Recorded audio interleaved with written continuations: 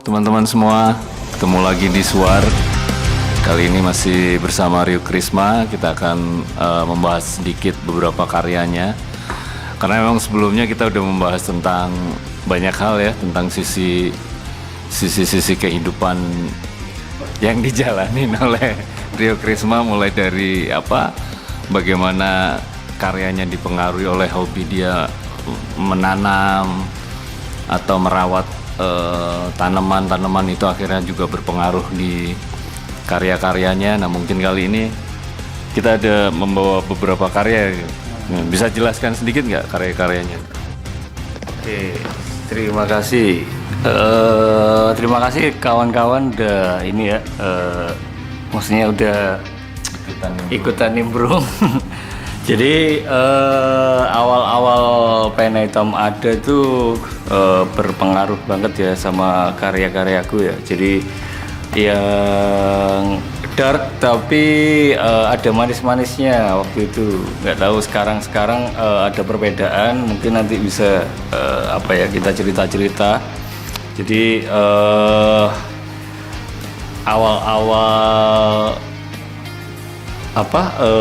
Kinzin ini kayaknya edisi pertama ya? Ya, jadi jujur awal-awal aku bikin karya itu memang banyak dipengaruhi teman-teman di Pena Hitam, juga istilahnya konteks secara objek itu juga Pena Hitam banget sih kalau aku ngobrol. Jadi terus banyak juga keperluannya untuk ini kan ngisi ilustrasi di beberapa zin Pena Hitam, juga ada merchandise juga. Kalau ini kayak gimana nih? Nah, ini di awal-awal Pena Hitam ya, di tahun 2013. Ini untuk zin yang edisi pertama kalau nggak salah. Jadi ini aku pakai ballpoint. Jadi medianya pakai ballpoint di atas kertas. Waktu itu sempat dicetak poster ya, cetak poster. Jadi objeknya ada pena. Jadi di masa-masa apokalips ya, cenderung ada harapan dulu itu karya-karyaku di tengah suasana yang carut marut, tapi ada sebuah harapan. Aku bilang ini ya, sesuatu yang masih hidup lah, ada kehidupan. Ini juga waktu itu Amor Fati ya judulnya. Ini di edisi kedua. Ini sempat dipakai edisi yang childhood ya, dicetak poster juga, bonus poster juga di zin edisi childhood itu di tahun 2013 juga. Ini juga suasananya dark tapi ada sesuatu yang manis lah di tengah-tengahnya. Itu awal-awal aku nge-review gambarku ya. Jadi tetap ada sesuatu yang manis lah di tengah-tengah karyanya. Itu sih. Terus kebanyakan pakai ballpen waktu itu, ballpoint di atas kertas gitu.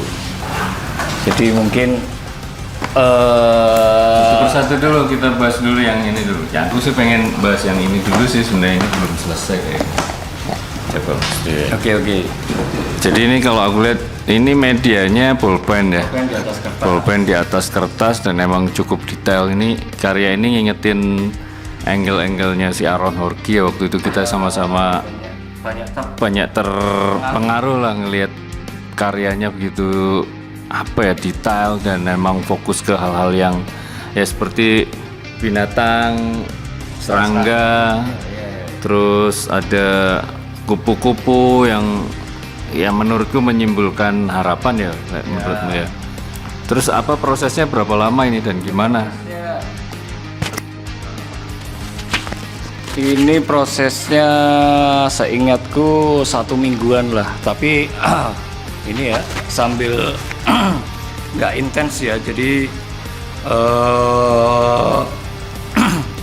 jadi seminggu itu mungkin sehari 2 jam aku ngerjain ini. Jadi benar-benar aku nikmati banget gitu prosesnya. Ini pakai kertas apa ini? Ini aku nyoba, jadi aku seneng ini ya, eksplorasi bahan ya untuk di kertas ya. Ini pakai kertas Copenhagen waktu itu 100. Ada serat Ya ada tekstur garisnya. teksturnya ya. Jadi Nanti di zoom ya kita lihat. sangat ini sih ada kejutannya sih. Jadi beruntungnya kalau kita explore media itu kita kadang apa ya, dapat kejutan tekstur apa kayak yang nggak pernah kita alami di kertas-kertas sebelumnya. Begitu kita nyoba kertas lain ada sesuatu yang apa ya, pengalaman baru lah, pengalaman baru. Terus sih ini teman-teman, ini makanya dicetak di atas poster waktu itu Mas Moki kalau nggak salah di Crack Studio yang mengerjakannya. Nggak banyak ya? Nggak banyak, beberapa puluhan eksperimen. Dia beruntung teman-teman yang masih mengkoleksinya, dan juga dicetak di atas t-shirt kalau salah warnanya hijau mungkin nanti. Setiap kali karyanya Rio Krisma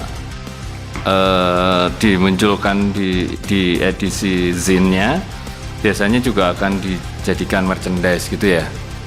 Oke, selanjutnya, nah ini sih seru nih, ada Amor Fati, terus ada objek-objek, ya ada objek-objek bunga tapi ada matanya. Ini lebih detail ya, gimana ini ceritanya? Kalau untuk kedetailan dulu awal-awalnya memang suka suka gambar yang detail ya. Maksudnya experience banget, terus lagi eksplorasi juga. Jadi bidang segini gede itu pasti apa ya, intinya semua sudut itu pasti kadang Padat gitu. padat ya, jadi rame banget lah intinya. Jadi masih tetap di media kertas Copenhagen dengan ballpoint. Ini juga sempat dicetak di poster juga, bonus di edisi childhood kalau nggak salah. Sini di t-shirt juga.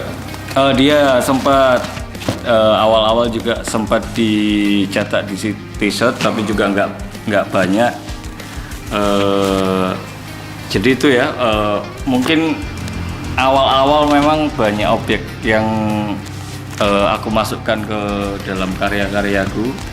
Nggak jauh-jauh dari unsur pohon, ranting, terus serangga juga, dan tengkorak, tulang-tulang lah, itu sih. Kenapa boleh diceritakan alasannya? Ya, karena aku apa ya, istilahnya suka dengan tanaman lah, terus hal-hal yang kecil yang aku temukan di sekitarku sih sebenarnya. Jadi suka banget ngelihat hal-hal kecil yang kadang luput dari pandangan kita. Itu kayak serangga misalnya. Tapi ada nggak hal-hal yang berulang di Maksudnya berulang itu apa? di Objek masuk? Oh iya, jadi Selain tengkorak ya pasti ya. ya tengkorak. Jadi pengulangan nggak kan, karena apa ya, kesukaan kita pada objek tertentu itu kadang tanpa disadari itu muncul di setiap objek ya. Jadi kayak misalnya unsur kayu misalnya, pohon pasti ada, terus tanaman pasti ada lah. Terus apa lagi ya, kupu, dulu sering gambar kupu. Ya itulah, kesukaan pada hal-hal tertentu kadang kita cantumkan di objek. Kalau ini tetap bolpen kan ya? Bolpen. Bedanya bolpen sama apa ya? Sebelumnya pakai media pensil kan? Itu gimana sih? Iya, jadi pelajaran menggambarku waktu itu aku dulu pakai pensil. Terus apa ya? Ada tahapannya setelah kita berani sedikit menguasai di media tertentu, kita coba media lain lah. kayaknya bolpen seru nih. Jadi karena tipikalnya hampir sama kayak pensil perlakuannya, tapi cuman ini kan tinta ya. Jadi ada perbedaan, tapi secara teknik hampir sama. Jadi nggak begitu lompat jauh. Jadi masih ya kalau ketahanannya. Ini ballpoint itu kadang karena dia rentan terhadap perubahan, apalagi kena sinar matahari langsung ya, dia pasti pudar.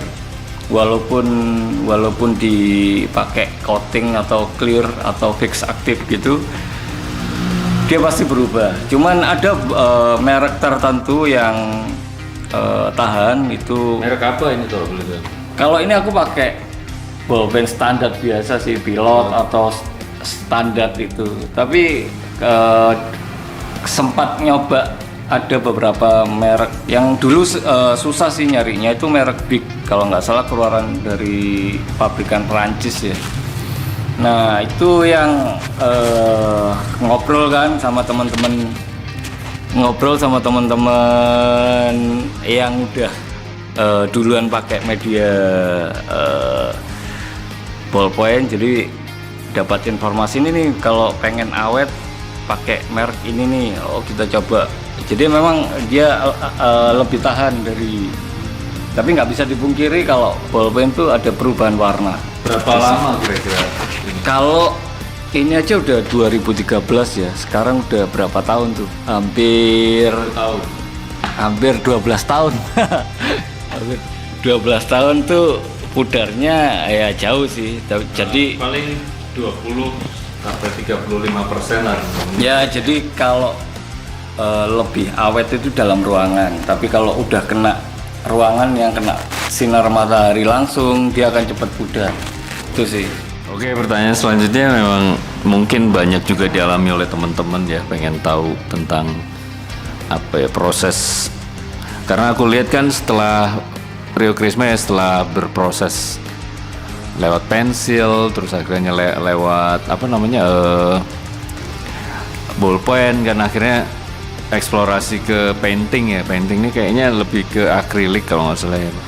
Ini kayaknya ini yang waktu itu rencananya untuk pena hitam di Monster Issue, tapi akhirnya nggak kepake. Tapi kita kepake ada di dalam. Sarana promosi Waktu itu untuk promosi isu Monster ya. Nah ini Rio Krisma mulai painting ya. Ini sebenarnya memulai proses melukis itu kapan? Jadi intinya waktu itu eksplorasi media ya. Aku jadi biar nggak stuck di satu media itu, aku suka eksplorasi, tapi cuman aku harus, kalau misalnya aku sudah menguasain satu media, baru aku akan pindah ke media lain. Jadi nggak ini ya, jadi nggak selalu terus cepat berganti, tapi aku mantepin dulu nih di media satu. Nah sekarang lebih sering sih dari drawing ke painting itu aku pakai ini akrilik. Jadi aku maksudnya aku mantepin dulu nih sampai fase memperlakukan media akrilik nih. Jadi tetap di kertas ataupun di kanvas tuh aku pakai akrilik. Jadi Gimana prosesnya sih, tekniknya kalau misalnya di akrilik, apa bedanya dengan jadi yang di pakai? sebenarnya kalau kita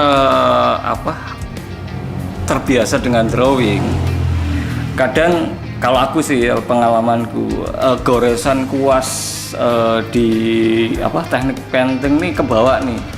Jadi kebiasaan mengarsir itu kadang masih kebawa di painting. Jadi pada prinsipnya sih cuman ini aja, kalau mau drawing itu kan kita nggak repot pindah ke misalnya air, terus kuas atau apa. Jadi repotnya di situ sih sebenarnya. Jadi aku lebih ini sih cenderung ke apa ya, minim warna dulu. Jadi aku kayak misalnya ini nih Layer pertama. ya, layer maksudnya pertama kayak apa? Dasar ya. backgroundnya dulu yang objek terjauh, ada lebih sering ke backgroundnya dulu sih aku eksekusi dulu, baru yang terakhir tuh objek di paling depan. Jadi setelah detailing background baru menginjak ke objek yang paling depan. Itu ya seru juga sih pakai akrilik tuh. Jadi apa ya, intinya aku masih tahap eksplorasi di painting ini di akrilik. Jadi punya kepikiran pengen pindah ke cat minyak sih ataupun cat air, tapi aku ngerasa akrilik masih belum terlalu jauh aku kulik gitu sih. Kalau ini yang di kanvas teman-teman, ya kan? Ini tetap Kanvas, akrilik ya? akrilik juga. Ini gimana proses?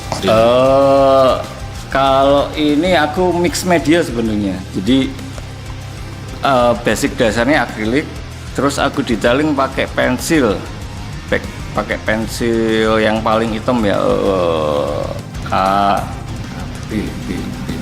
4B. Jadi setelah background atau objek yang utama ini aku painting secara soft, kelihatan gelap terangnya, baru detailingnya pakai pensil itu sih. Oke. Mungkin ada hal lain, misalnya apa? Tips-tips buat teman-teman, kayak misalnya kan apa ya, dari kertas terus pindah ke kanvas, itu ada hal yang prinsip yang perlu dipelajarin ya, mungkin perbedaan yang paling mendasar apa?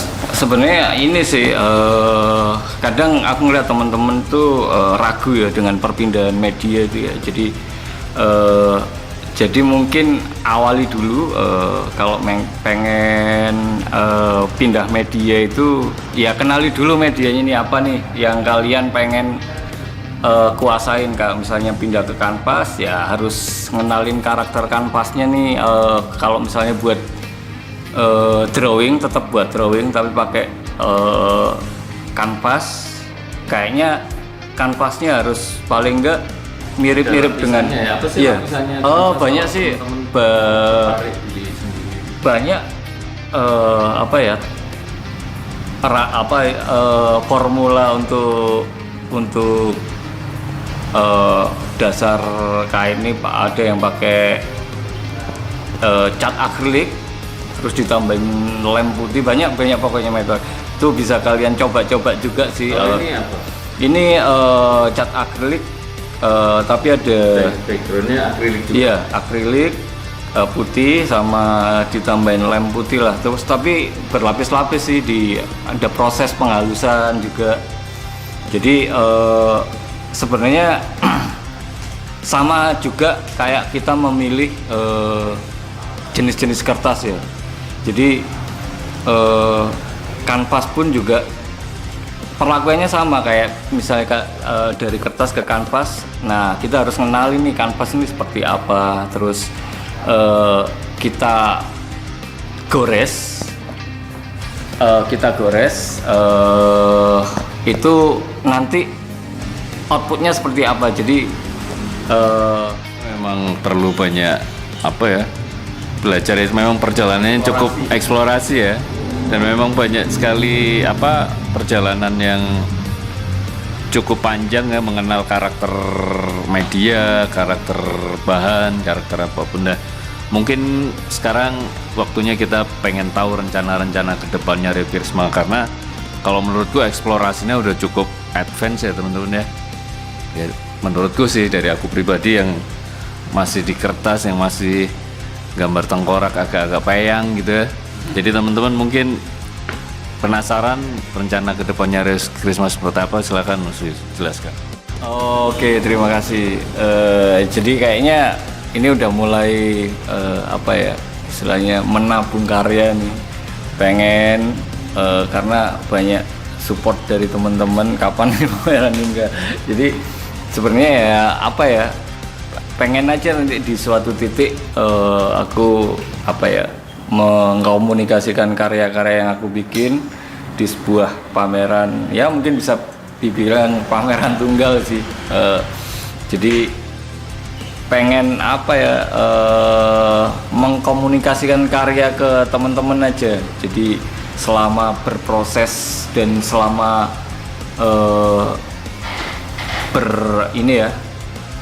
berkarya itu pasti kita akan ada ininya ya, Fase yang ini ya, fase yang ada step-stepnya dari awal, mungkin secara tema juga, secara Terus kalau ke depan rencananya seperti apa gambarannya kalau ya tetap ini sih ngobrolin tentang pengalaman personal lah.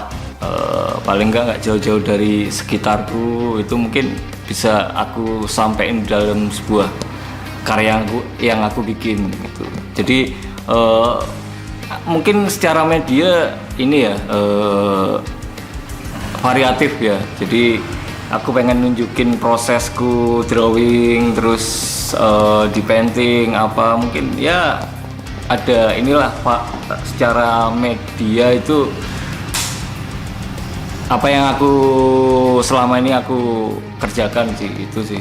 pamerannya di mana kalau betul? Nah ini masih belum tahu, mungkin bisa di luar kota lah, luar kota dan di Malang Batu lah. Itu sih yang harapanku, semoga ya bisa berjalan dengan lancar. Kalaupun tahun depan bisa tercapai, ya syukurlah. Yang penting maksimal aja sih, pengen apa ya istilahnya, mewujudkan doa dari teman-teman. Jadi gambarannya ternyata memang punya rencana. Mudah-mudahan ya kita support, terus dukung Rio Krisma bisa mencapai fase berikutnya, yaitu berpameran dan memberikan karyanya yang terbaiknya gitu ya. Kalau boleh tahu secara konsep atau gagasan tadi kan tentang apa ya, tentang personal ya. Jadi personal, apakah personal melihat lingkungan sekitar, karena kalau kita lihat situasi belakangan ini yang secara ekonomi, sosial, politik belum stabil aku melihatnya. Bagaimana rencana itu apakah memang gas terus, apa justru secara pengkaryaan jadi terpengaruh oleh situasi tersebut, gimana? Ya menurutku ini ya, lingkungan atau lingkungan eksternal itu berpengaruh juga ya, tapi juga internal juga kadang pengaruhnya lebih besar. Jadi menurutku itu akan menjadi hal yang menarik untuk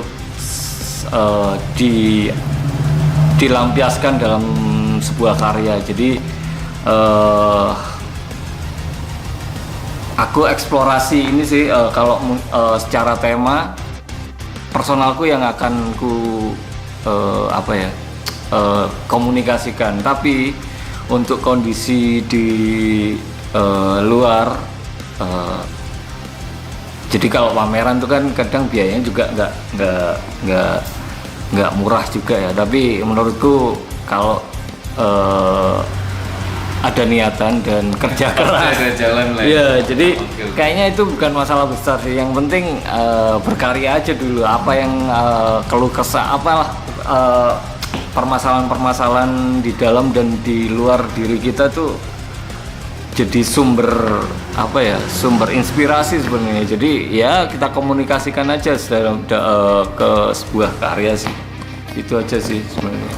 Wah, nggak sabar teman-teman ya, kita tunggu karya-karyanya Rio Krisma. Mungkin kalau misalnya teman-teman penasaran pengen tahu prosesnya, setiap hari Senin dan Kamis ada live di Instagramnya penahitam.artspace dan TikToknya kita ada penahitam.art ya. Silakan nanti cek di sana, mungkin bisa ngobrol lebih intim lagi dengan Rio Krisma. Mungkin Segini dulu teman-teman, mungkin kalau ada pertanyaan silakan klik atau silakan ketik di komen, nanti mungkin akan kita lanjutkan di obrolan selanjutnya. Sekali lagi terima kasih, sampai jumpa di suara berikutnya. Tetap berkarya, berteman, berbagi, dan